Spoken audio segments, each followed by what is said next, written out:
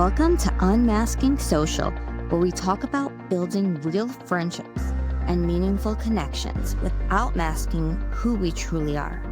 I'm your host, Sharon Baum, a speech and language pathologist with an expertise in social thinking and how it relates to autism and ADHD, specifically with our teens and tweens. Let's dive in. Imagine being the first generation in your family to go to college while also having autism. Not really understanding what is going on with you socially, but just knowing that you must go to college. You fail out twice, and then you realize that your whole heart is in education. You move on, you get your PhD, and then decide that not only are you going to be an educator, but you are going to teach and develop the current neurodivergent students in a specialized school for individuals in college that have autism. Welcome back to Unmasking Social. Today we have a wonderful guest who can really walk us through the transition period and how transitioning to college has become a bit easier, but still has a lot of difficulty, and kind of help us figure out where the balls drop and how to fix all of it. Right, Dr. Denisen? Today you're going to show us, Dr. Cole Denisen, how we can fix it all, right? Yeah. Oh, yeah, totally. Yes. Because if we knew the exact way to fix it all, it would be so much easier, wouldn't it? It would be. I love a good fix. But Dr. Denison, thank you so much, Dr. Cole Denison, for being on this podcast and for making time for everybody who's listening, and for me. Welcome to Unmasking Social. Thank you so much for having me. I really appreciate the opportunity to have this conversation with you. Amazing. So, Dr. Denison, you have accomplished so much. You have, you're humble, and I saw that face, but you've accomplished so much in your life. And I would love you to just share some of the nuggets and pieces of your life that you find have really shaped where you are today. Gosh, yeah. So I've had a very interesting journey through education, as I'm sure many of your listeners can relate to. So I am a first generation a college student. I grew up in a fairly blue collar working class family. My dad has been working for as long as I can remember. Even tried to work through retirement. That didn't work out so well, but Doesn't always work.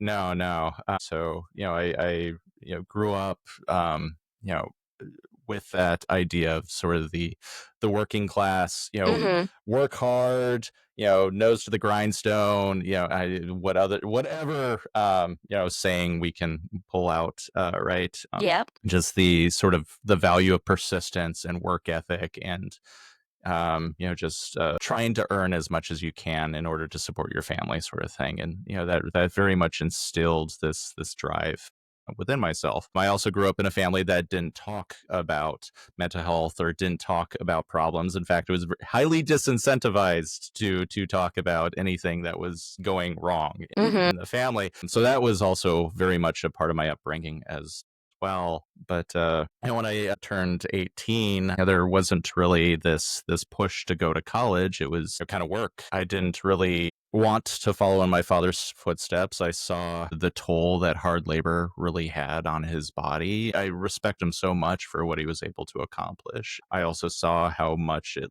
really hurt him, and I wanted something else for my life. And so I moved out 18, worked a bunch of part-time jobs, and just trying to make ends meet as much as I could. Tried college, went to, as many first-gen students do and many neurodivergent students do, I tried community college first, just to try it out, see if it's something that I was interested in. And has come to find out that the support that I needed to succeed in college really wasn't there.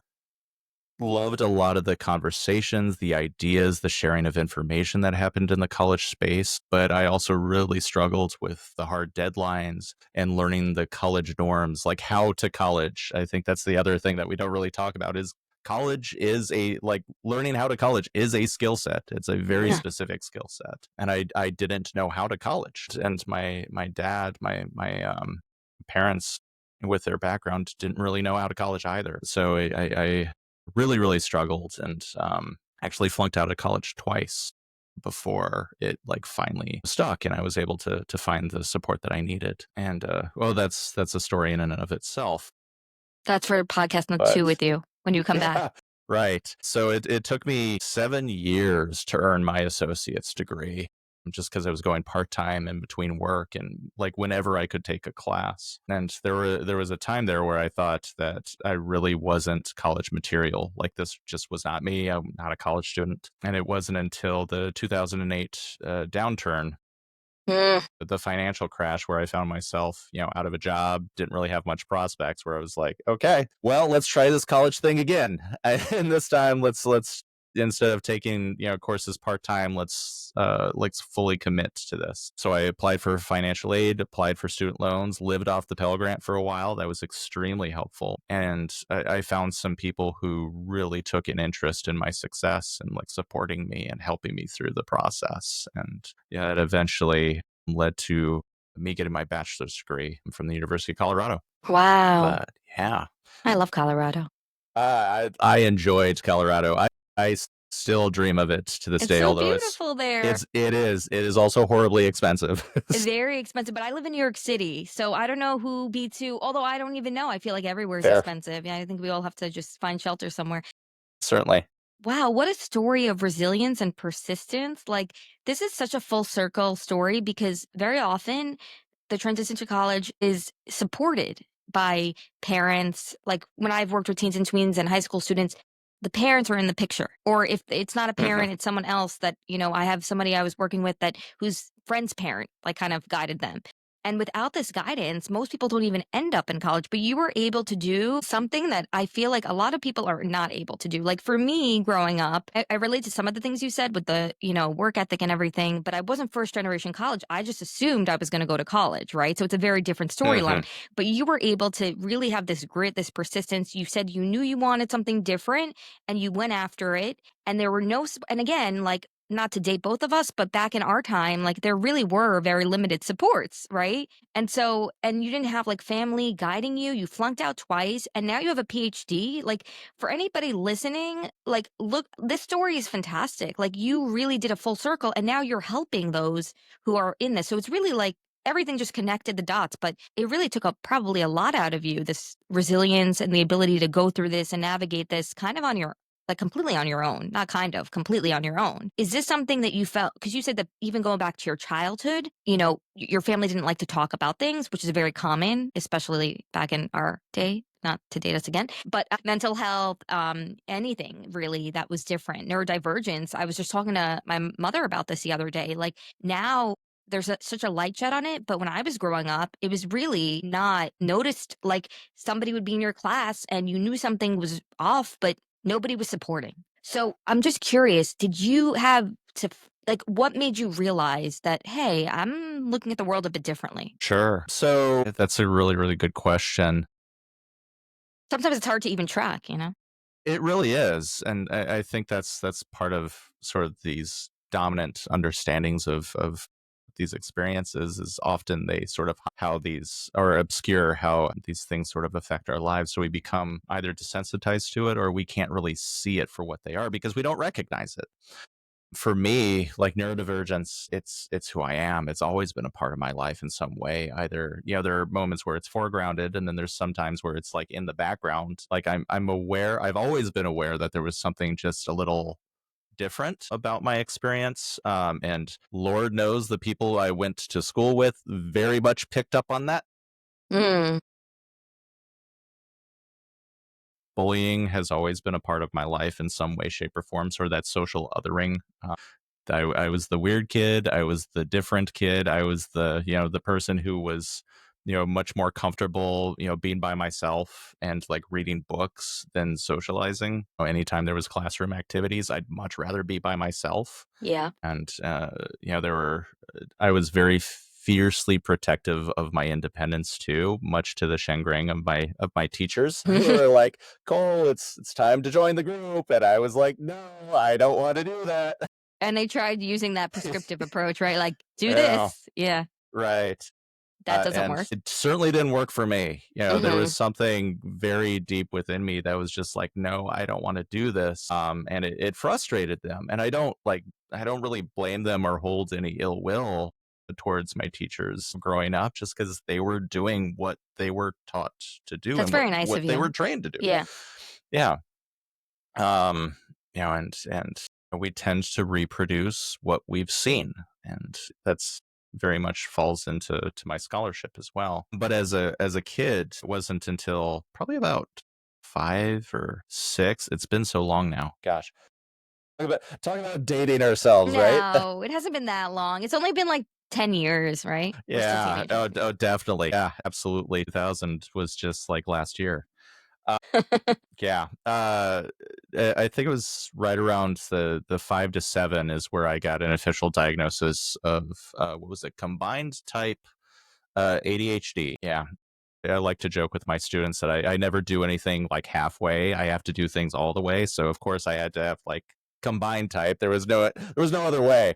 Yeah, get You the double like all whammy. of it. Yeah. Exactly. Of course, I didn't know what that actually meant at the time. I didn't know the implications of it.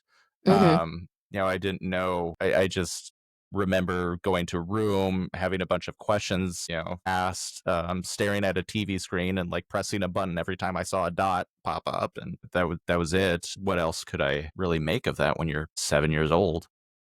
Of course. Um, and that's also when I was tested into was a gifted and talented program Mm. as well, which is a good thing, right? Yes, yeah,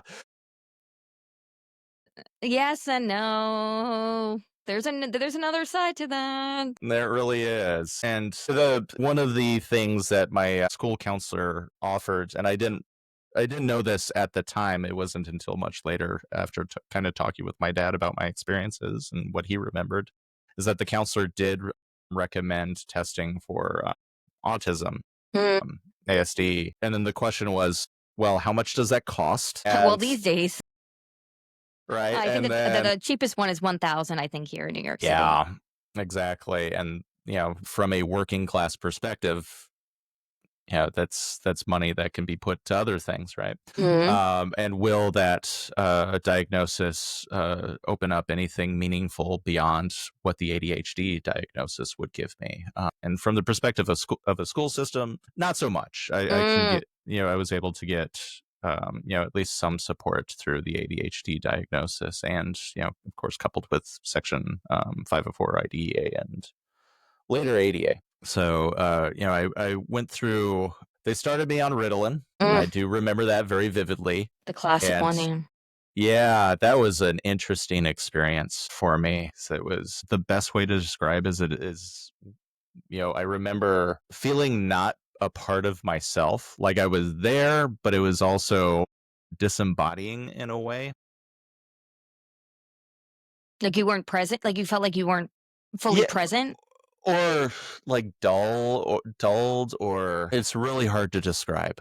Uh, I think I know what you're talking about, even though I was never on Ritalin, but it's kind of like, is it like that numbing feeling where you feel like just yes, like dull? Everything, the senses yeah, are dulled? Okay.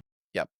Um, so in a way, like it helped me focus on what is a whole nother question. But my parents said that it helped. My teachers said that it helped, and so it It was helped the like, teachers teach you, right? whatever. Yeah, yeah, sure. It usually You're comes from the saying it's teacher. helping me, exactly. Um, and anyways, eventually, my parents divorced, and my mom went from being that sort of supportive component to being very anti. Oh. Like, my son is normal, he doesn't need all this help, Mm. he just needs to be a normal kid. And my when my mom gained full custody of me, she stopped the medication. Part of it was like, part of the support system was still there. I was still in gifted and talented programs and whatnot. The teachers I found to be very supportive for the most part. But I went from A B student, of course, make of this what you will, down to like C's and D's, and kind of pass it and barely passing courses. Well, you're so smart, right? Isn't that what everybody was Oh, yeah, thinking? gifted, right? That's what that means, right? Yeah, I mean, how could you totally. be failing? You're a genius. Yeah, that's so. having to kind of navigate that all the way through high school too was still something that I kind of reflect on and try to make meaning of. We place, especially in education, we place so much value on performance and like very specific performance, Mm, academic performance, right? yep. And we have very specific notions of what that actually means. For me, not being able to fulfill what those notions were, what those expectations were, especially with the gifted and talented label, it sort of really fed into this feeling of just being a failure. And not only can I not fit in with the social group that I'm supposed to fit in with, I'm not even performing to the standards that are set out for me as a gifted student. And yeah, it was really rough for a while. And it's. I think I feel like there were some good parts of my educational experience for sure. Things that I really enjoyed. Some teachers that I absolutely loved and adored, and I still hold close to my heart to this day. But there was a lot of harm and a lot of trauma as well. And Yeah. I mean, just listening to that, I hear so many stories of adults who are able to now reflect because I've always worked with teens and tweens who have supports in place. And even with the supports, transitioning is still difficult. They still have trauma because in the school setting, people still don't understand them, even if they are in a specialized program. And then throw in also the twice exceptional, as we call it now, or the gifted and talented. But then everybody comes to me and says, actually, that was really hard for me. I had no control over anything. I felt like Mhm. I couldn't do anything.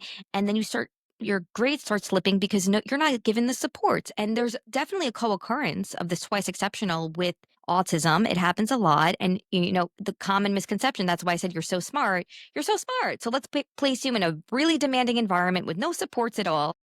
You may have all these executive functioning challenges. My audience by now, if they're listening, because they've been listening to prior episodes, executive functioning is basically, and Dr. Denison, you're the one with the PhD, so you'll correct me, but it's prioritizing, planning, displaying flexibility. Literally, like your daily life relies on that. You're getting no support throughout the day for changing routines, for all the things that you need to do that's part of social, but you're supposed to perform at the optimal level because you're smart, you're bright, right? So often I see so many people, I've heard many stories about all these individuals that said, wait, this really led me to an eating disorder, or this really led me to self harm, even in some cases horribly, because of the trauma from the experience, or even going through the experience and nobody understanding. But Dr. Denison, now we have a better understanding, as we discussed before, of the landscape. But at the same time, teens and tweens are still getting bullied in school. There's still a lack of understanding of what autism is, right? I have so many teens and tweens over the years that have tried to fit in, young adults trying to fit in like you. And that you said that bullying was a big part, you were the weird kid, and it's still happening, right? And naturally, people don't want to accept maybe something that's different, or people maybe they're threatened by other people who look at things in a different way, maybe a little inquisitive. But you said that you were able to somehow get over that, and you definitely found a tribe, right? That's a kind of the theme see here, is that people find their tribe. Is there any advice that you would give to all these individuals that are trying to fit in and they're surrounded by others that really just don't get them, and they just have a few people maybe in a group, in a social group? Yeah. Yeah. Yeah, I think that's still something that we're still trying to come to terms with, how education has this tendency to create difference, create and Hmm. emphasize difference. Yeah. That's directly related to other things with like how society tends to view things as well. But like finding your people, finding people who understand you, who value you for who you are, people that you feel that you don't have to hide parts of yourself from, I think Mm, is so incredibly valuable. Especially when you're young and in those days where belonging, that sense of belonging is so key yeah. to everything, to Everything. development, to Yeah. growth, to maturity, to like understanding what healthy relationships look like, that modeling piece. And we know that it has such a large impact on even adult outcomes. But yeah, like finding your people is so incredibly important. And the other thing too is recognizing that while these a lot of the messages that you here are external. They do not have to define you. They do not have to define who you are. They do not have to devalue who you are. And I think it's so easy to internalize those it is so easy to internalize Mhm. them. And of course, the reality is I can say this, and there are going to be Right. people that are going to be listening and say, "Uh huh, yeah, I've heard that before," and it still happens. And yeah, I know, but it does get better. It does. And I understand, and I see you. I really do, having I lived it feel that. myself. I actually feel that energy that you just sent my way. I just feel it through the screen. Like you really are so empathetic to anybody who's going through any difficulty because they're being misunderstood. And it's so common to misunderstand neurodivergence. And people think that we've come a long way. And like we said before, we have come a long way. And there's still a lot more work to do at the same time. You mentioned the performance aspect, data, right? As somebody who's been in the education system for nearly 15 years, it's always been coming back to data. It's always been related to, so it's academic and social goals, but always academically and socially driven so that their scores can go up. And you can't measure social. So you can't take a measuring stick and measure social. You can't teach social, right? You have to come together and collaborate with whoever you're working with so that you can understand each other. It's always understanding and getting to know the person that you're supporting first to see what makes them tick, what they're interested in, right? Really not telling them. But I love how you're also still very positive about everything. When you reflect on your journey, you don't say it was all bad. You're saying that there were people that noticed you. And so you're not just saying find your tribe. You actually lived it. It sounds like to me like you were noticing who was noticing you, and those are people that still stick out in your mind. And I think that's so important because for those who are listening who are going through it, maybe the message here is take a page out of Dr. Denisen's book because he was noticing who was noticing him. And that's a message that you should probably acknowledge that person and warm up to that person. And the people that are not noticing you, you probably shouldn't be trying to get attention from because they don't always have the best intentions. And sometimes, if they're not seeking your attention in positive ways, they may just be people who want to engage with someone who's vulnerable. And I've seen that, the vulnerability and unhealthy relationships and people wanting to just be buddy buddy with someone vulnerable who potentially they could take advantage of. So I think that even though you're not living through it now, you have some really great advice in terms of noticing those people, even the counselor. Sometimes it just takes like a counselor to say, "Hey, something's going on here," and you still remember that counselor, right? Oh, very much so. Yeah. Like the people who made a positive impact in my life are still like very, very present. And that's it's that exact energy that I try to channel with my own students as well. That sort of Rogerian, good old Rogers. That that just yeah, acceptance, that welcoming, that value, the recognition of the human condition. I also find it fascinating just taking your journey many steps forward, where you are now in Landmark College Mm. in Massachusetts, 20 minutes away from not Boston, Massachusetts, but 20 minutes away from Bernston, Massachusetts. I learned about a new town today, small town. Dr. Denison is from the farmland, right, originally. So he went back to his Yep. roots and decided to join a small town in Massachusetts because if he's going to be on the East Coast, he's got to feel that small town vibe. But Landmark College is so fascinating to me because the supports are there. They're built in to the college every day. You work with students every day who are neurodivergent and the supports are there.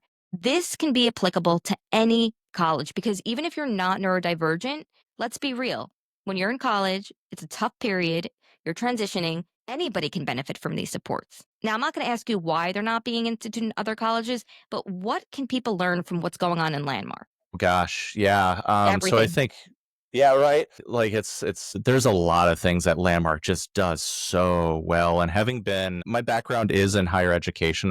I spent so far over a decade in Hmm. higher education in various roles, and I've been very lucky to have worked with some fantastic individuals across multiple college campuses, everything from like rural community colleges to large R1 research institutions. And like no matter what campus you go to, there are fantastic people who are just there to support students, period. That is what they are, that's what they live for. And I deeply really like recognize and value those folks. I think student affairs is very much heart work. It is people who are driven by the desire to provide value to other people's lives. And I want to just take the time to recognize that and say that I see it, and it is incredibly valuable. Landmark has those people in spades. Every single One of Yeah. our people, from the counselors, advisors, to the administrators, to the deans, to the faculty, are all here to support students. That is their drive. We are very much a learner-centered campus, and I know a lot of people say they're learner-centered institutions. Here, we very much live it, like everything we do, and I greatly appreciate that. It's been so heartwarming to be a part of a community like this. That's amazing. And I think there's also a recognition that there is so much work that needs to be done in this space, and to work with people who not only recognize that, but are willing to like commit to the work of radical change in higher education is also something that I think really sets Landmark apart. We are definitely committed to shifting that, to leading the change in that regard. And there's many ways where that actually filters down through to practice, exercising things like patience, just being able to like sit with discomfort, and modeling what we expect our students to do. Being willing to just sit with a student who is going through, a period of frustration and is expressing that frustration, like trying to get it out. I understand it's hard. It really is. But just being able to sit with that student until they move through that process and offering the support when they need it. For me, for my own practice, I value flexibility, which also ties directly into universal design for learning, providing the students the opportunities to engage how they would like to engage within the classroom space, providing activities that allow them to express their own creativity in a way that they feel comfortable with expressing. I felt like in other higher education institutions, written word is still king, Yep. and the value of written word. And as someone who has the attention span of a goldfish, like being able to sit down and write a More than a 10-page paper. goldfish. Give yourself a little more But credit. a little more than a A goldfish, little like a bit, fraction yeah. more than a I goldfish. mean, yeah. Yeah, it's really hard for me to actually engage in that process and also follow all of Mm, these normative guidelines that you tell me are important. And it's like, okay, where do I put the period in a citation? Why does that actually matter for the content of so silly. the All paper? these rules. Yeah. And yet I'm here with the PhD, so obviously So there's I like did it you like somehow, systems a little bit, a little bit. right?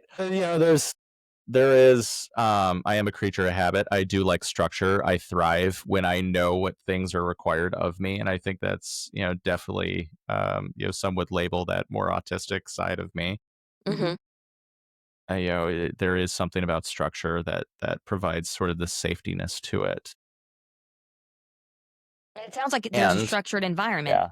yeah. Yeah. Yeah, like, and that's I think that's the other thing that we do quite well at Landmark is, yes, there's this opportunity for flexibility, but there is structure too, for those of, our students that need structure, and so providing that sort of multi, mode of engagement is really key to a lot of our students' success. And, there's other things too that, we do really, really well at, which is, like incorporating research. As I'm sure research is still very much developing in this Mm, particular area, in and I have progress. my gripes with that as well.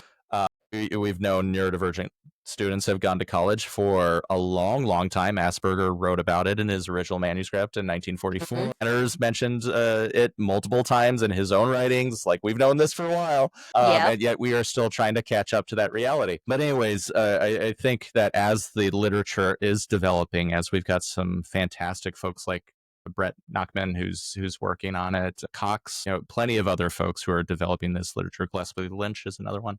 Hmm.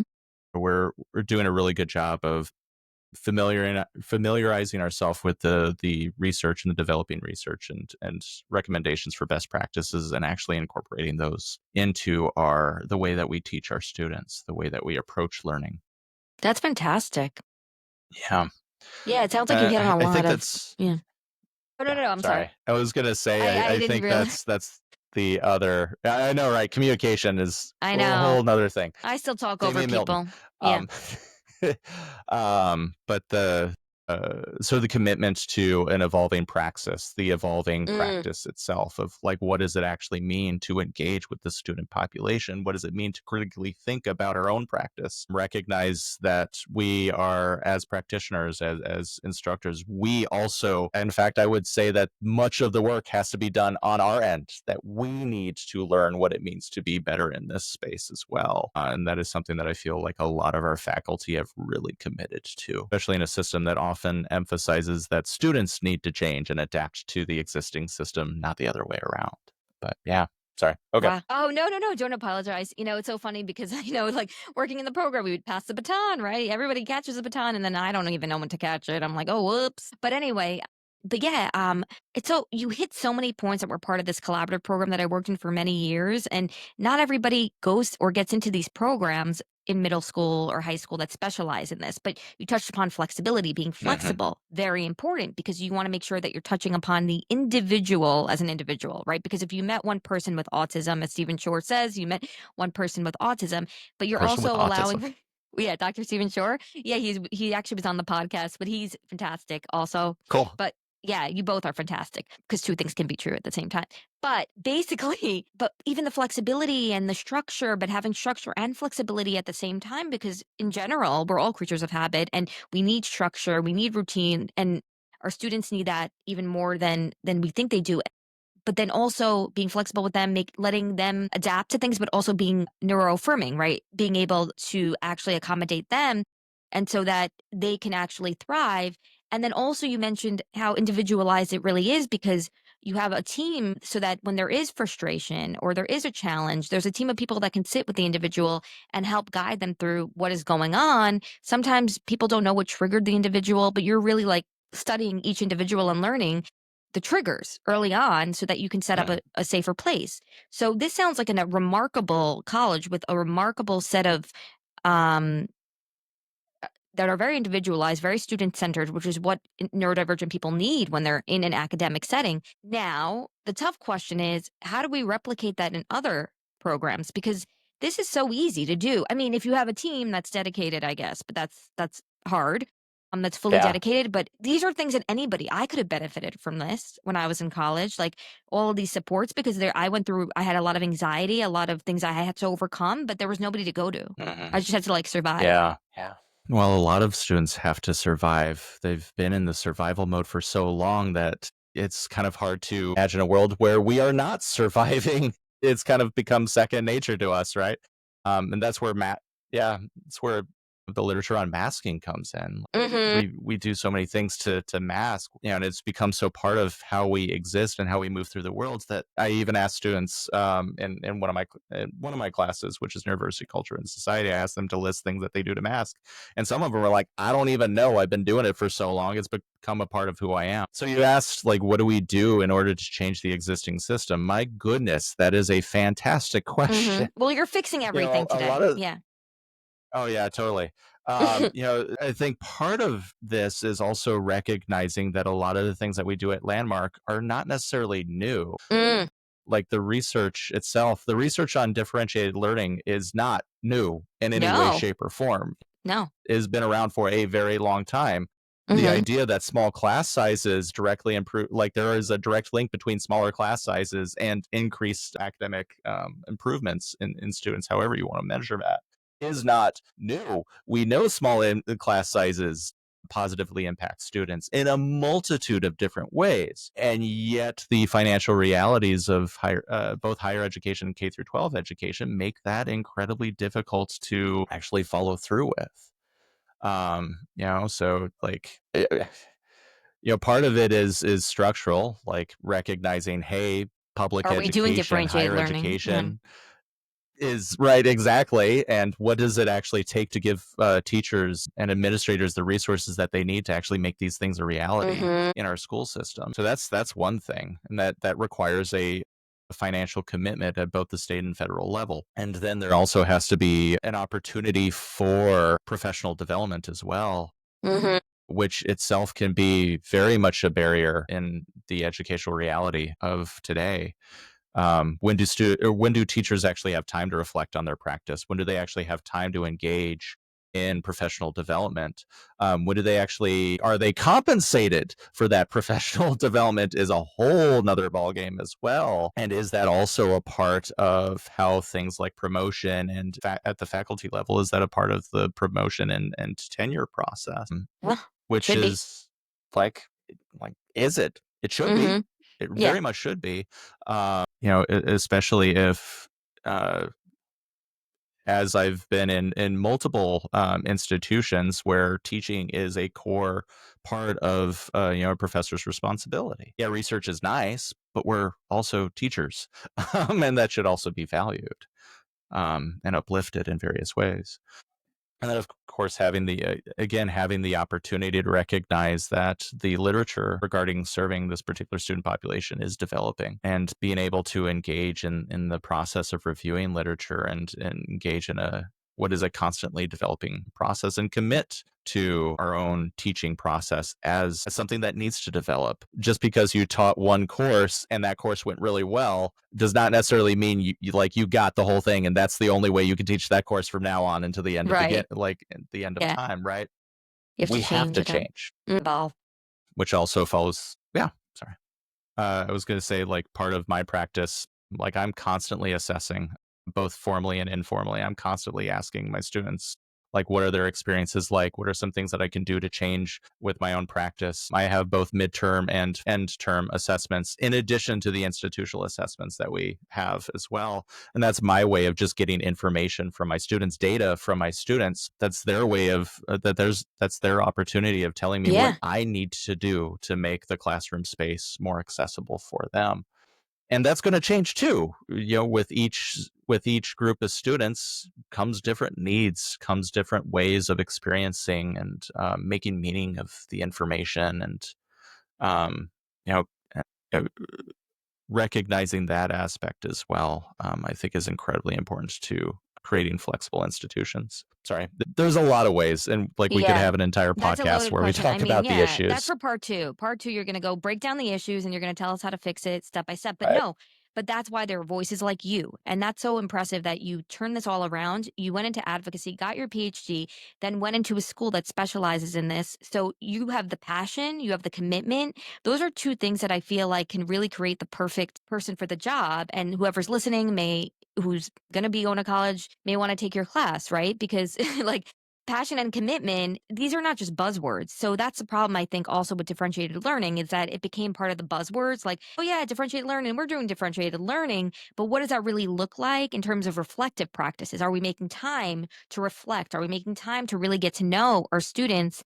And what you're doing, the informal piece, is you're really getting to know how you can support them based on how they advocate for themselves. And not everybody is the best advocate. Now you're a huge advocate, and it's so great that you're doing that. But sometimes people have to learn advocacy too. And in college, they don't really have it down yet. So then we have to support them to get it out of them so that they can speak up for what they need. However, let's take it back to high school for a moment. And then I just want to close up with college. So in high school, right?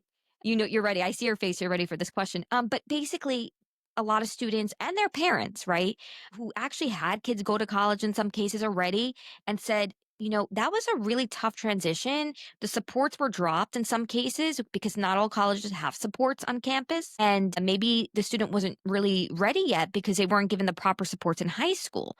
So now taking it back to high school, you were that high school student. You were the one that was seeking support but had to do it on your own. What would have made your life easier in high school to support you through that transition that can really help high school students now? Because it sounds like you had no support at all. No, there's so many different things. Just thinking back, the things that really helped me was, teachers who were willing to recognize, hey, there's something going on with this particular student, and being able Mm, to just take the time to ask, hey, what's going on? I noticed it doesn't seem like you're really connecting in class. You seem to be somewhere else when we're talking. What are some ways that we can, fix that, or not necessarily fix it, but like what are some ways that we can make this more engaging for you? I think was really helpful for me. And I wish I had more teachers that took that approach. Also, like those who are willing to recognize that how a student engages in your classroom may not be reflective of either their desire to engage in the course material. It isn't reflective of their desire to be there at that particular moment. There are other things that are likely happening in their Yeah. life that make that just being there a challenge. Mhm. And I think a lot of the more negative experiences I had in K through 12 were teachers who just didn't really understand. They came from the perspective of, this is your responsibility. You need to work through with whatever you need to work through in order to quote unquote succeed in my classroom space. And that sort of rhetoric around, grit and what is grit, Mhm. I think often can be used to a disservice to a lot of students who aren't getting the support that they need. Mhm. The other things that we're really coming to sort of better understand, things like a neurodivergent burnout and how that looks like, what that actually looks like, and how it may be different for different folks as well. And I still experience that. I still experience it. Like there are days where I cannot people. And I Mm. tell students this too. Like there will be days where I will not be able to people, and I will let you know, and I will usually have something on Yeah. the back But that's end great for modeling. you to work on. Yeah. But it is, yeah. In a world that is very much, sculpted around narratives of work production, labor, and efficiency, like being able to recognize that we are humans first and that we Mhm. have needs. And there will be times where the desire may be there, but the ability to actually engage in that labor production is otherwise affected by things that are well beyond our control. And but that's something else that I really stress to instructors at both the college and the K through 12 level. Burnout is a thing. It exists, and it very much disproportionately impacts multiply marginalized individuals as Mhm. well. That's something that we are really beginning to learn. Folks who have to mask and utilize masking in Mhm. very different ways. That takes a toll. There is a Yeah. cost to masking. Yeah. Um, and masking is not a neutral process. It is not. It's exhausting. I mean, Um, I'm getting it exhausted is. even listening to this because it sounds like, the daily grind of conforming, right, to expectations daily and not knowing how to do it properly, but still trying, by noon, which is lunchtime for many of these kids, you're done Mm. in some cases on some days. Yeah. It is, and I was gonna say there are also a lot of students who, for various reasons, may not have access to diagnoses, may not have access to these things that really unlock, with the way our system is built, really unlock different support systems for them. There needs to be support for those as well. Diagnosis is not a neutral process. It is not a cut and dry process. It is racialized, it is class based, it varies with things like gender Yeah. Of as well as including the family's own course. dispositions towards diagnosis, right? So there are likely students who could greatly benefit from things like accommodations, but who simply do not have access based on the way we've set up the existing system. Yeah. Yeah, I mean, it's so true because there are parents that just know the system really well. And so, because they've learned the system, which is wonderful, they're able to guide their child. But if you don't have somebody in your corner like that, or you don't have somebody that's helping guide you, then you're completely lost. You go to college, and then I hear a lot of parents saying to me, he came home, he or she or whoever it is, they came home, and they couldn't make it because they weren't getting the supports. They were basically dropped in this foreign environment with no supports. It's like me going to another country with a different culture that doesn't know anything about my culture. And then I have to be dropped in there and then I have to make it work and live there, for 4 years. So it's a really real problem. And I have a very important question that I guess we can wrap up on because I would love to have you back again. And I'm putting you on the spot right now. So yeah, it would be great for a part two, maybe. But in terms of college, so I know that Landmark supports the students in college and gives them the tools that they need to get through college. And then there's always a next part in life, right? The next phase, which is in some cases, some of them will Mm. seek out jobs, right? Or maybe do something else in between. And so you're trying to hone this and you're trying to develop them. And a lot of times the interview process for jobs or the work environment, it doesn't lend itself to neurodivergence. Even now, even these days, a lot of people complain that they don't get jobs. They don't get employment because the interview process is a very scripted, not student-centered approach where you have to make eye contact and you have to follow the rules and anything that doesn't go exactly the right way, you're going to fumble. And then then you just fail at the interview and that's it. And then you don't get the job. And so it's so hard for them to get jobs in some cases because people are not looking at what's going on and what they can actually contribute, which is why I know there are transition programs even with that. And certain corporations have started like building bridges, right, with the colleges. So, it's just not neuroaffirming yet. And a lot of jobs also have created a lot of anxiety to the point where people end up having, in some cases, like a nervous breakdown. I know some people like that have been on the podcast. So, how does, for people who are saying, well, they're not getting trained to be independent, here we are, we're putting a band aid. Some people say that we're putting a band aid over it. They're still not, what's going to happen with employment? What's going to happen with interviewing? How do you guys prepare for that? Yeah. How does anybody prepare for that? Yeah, I don't know anymore. I mean, right? That's the thing is that, for our students, one of the things that I always emphasize in my class, and with my colleagues as well, is where preparing students for the system, the world that is, Mm, while also giving them the tools that they need to imagine better futures. As you've mentioned, the employment outlook, there's not really a great way to say this. It really sucks for mm, neurodivergent folks for many different reasons. As you've mentioned, the normative interview process, which I liken it to like a game of guess the number where the employer knows what number they're looking for and you're kind mm. of in this position where you're trying to figure out what they're listening for, and that may be challenging on a good day for someone who understands how to navigate that normative process, Yes, but for folks definitely.